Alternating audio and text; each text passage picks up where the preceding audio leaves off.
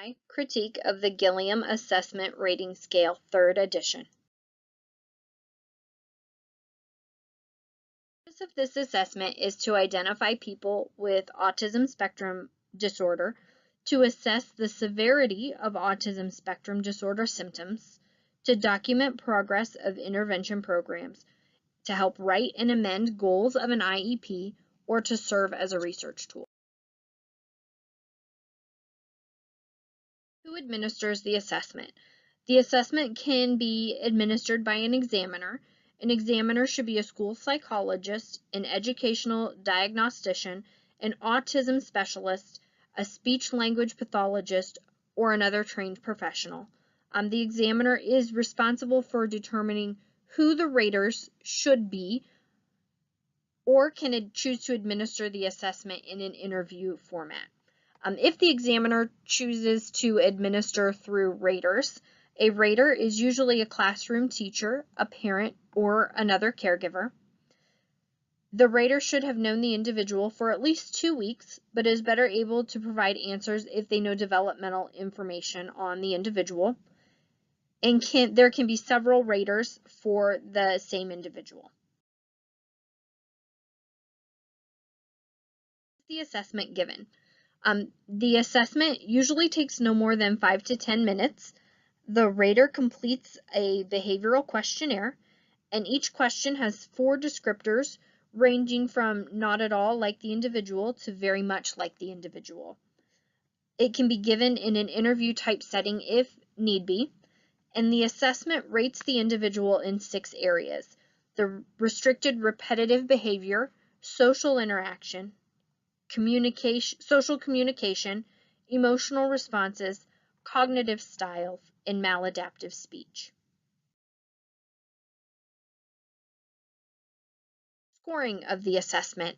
The picture on this slide is an example taken from the manual of what the summary and response form looks like. As you can see, it's already been filled out. There are scores and percentage ranks from each of the subsections shown on there, and then at the bottom it goes into composites and shows you what the results are.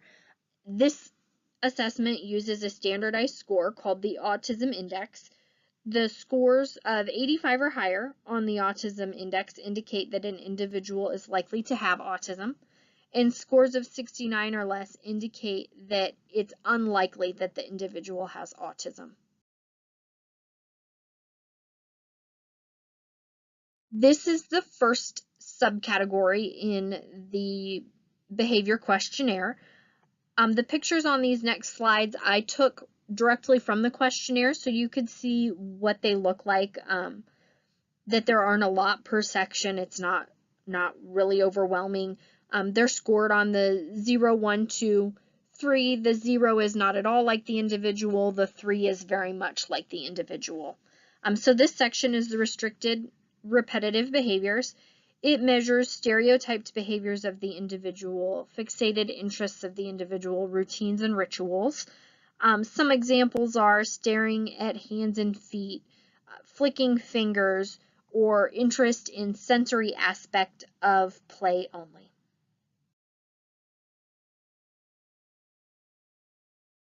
This is the social interaction section of the assessment. It measures social behaviors.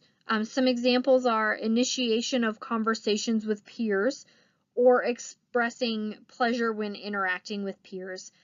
This seemed to me, in looking at the assessment, as the longest subcategory with the most questions in it.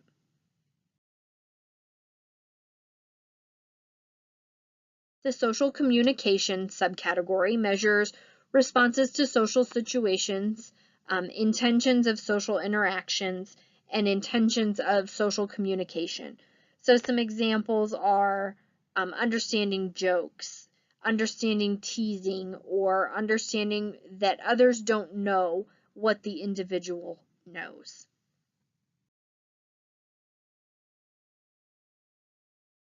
Emotional responses subcategory measures emotional reactions to and in everyday situations.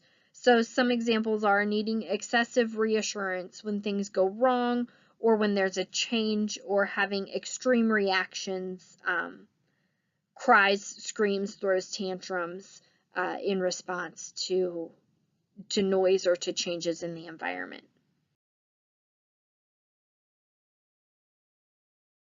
Cognitive style.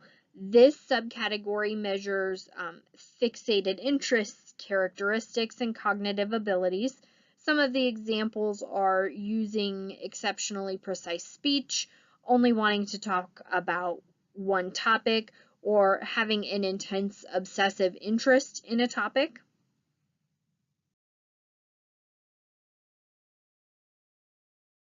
And this is the maladaptive speech subcategory of the assessment. It measures deficits in verbal skills, and it measures idiosyncrasies in verbal skills.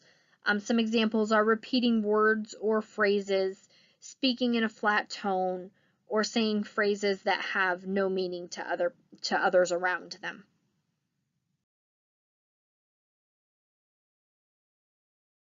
The reliability of this assessment, overall studies show that this is a reliable assessment over time, and that it's consistent among different raters.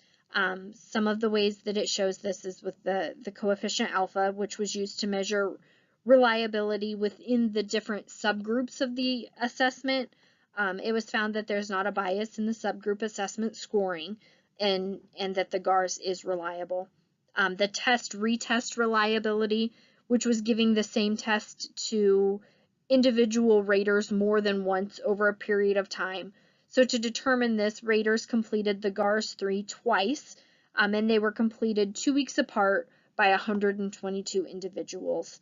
And all coefficients were beyond the 0.01 level for this assessment. The inter-rater reliability was when two raters can assess the individual with the same assessment and get similar scores. So to show this, raters assessed 116 individuals with autism spectrum disorder using the GARS 3. An interclass correlation coefficient was 0.84. Validity of the assessment. Several research studies concluded that the GARS 3 is a valid assessment. Research studies also concluded that the subcategory scores were consistent. The GARS 3 assessment was also valid in determining autism spectrum disorders as they relate to the DSM-5 diagnostic criteria for autism spectrum disorders. Did I think of the GARS 3? I liked that it was not an overwhelming assessment. The booklet was just 4 pages. So to me, it wasn't something that would be scary or overwhelming to pick up or to complete. It wouldn't be a daunting task or something that would take you a long time. And there were a lot of questions, but I didn't feel like they were excessive or repetitive.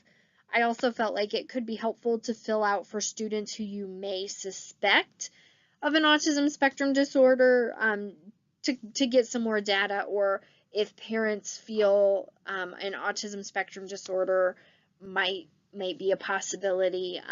It didn't seem like something that would take a whole lot of time to complete. I also like that there was the supplemental book that came with it. I thought it would be really good for intervention specialists who were just starting out and weren't very confident in their ability to write IEP goals. So it gave some ideas and some suggestions for those. And I also liked that it contained other suggestions for instruction. I also really liked that this assessment was not just based on one person's findings, that it allowed for multiple raters, which allowed for more information to be collected, and that the test had been proven valid and reliable if it's done this way. I also really liked that this assessment strongly encourages parents to be used as raters of the of the individual. Some pros and cons of the assessment. Some pros were that it was quick and easy to administer. Again, that it has that supplemental book to help educators with IEP goals. that even if the individual is mute, the assessment can still be given. There are just 2 of those subcategories then that are left out of the assessment, and that there's evidence in support of its reliability and validity. And some of the cons of this assessment were that it used field-specific wording that may be hard for others to define. Like it talks about self-stimulation or perseverating on different objects. And if you weren't sure exactly what those terms meant, you might get some questions about that. But overall, I felt like if you knew those terms were in there and you could explain them before the rater filled out the information, that would be helpful. And it was also discovered in some of the earlier versions that it wasn't a good assessment at distinguishing between autism spectrum disorders and intellectual disabilities in some kiddos.